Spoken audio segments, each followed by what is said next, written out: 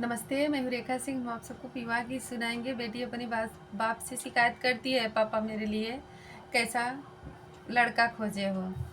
कहिया क बदला सधवला है कवन पापा, कहिया क बदला सधवला है कवन पापा, खोज दिहला बूढ़वा दमाद है पापा, खोज दिहला बूढ़वा दमाद है पापा।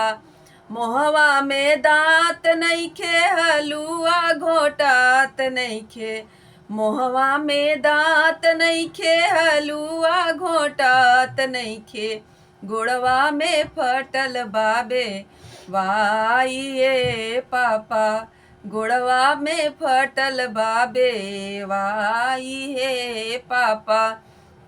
कहिया क बदला सधवला है कवन चाचा, कहिया क बदला सधवला है कवन चाचा, खोज दिहला करिया दमाद हे चाचा, खोज दिहला करिया दमाद हे चाचा।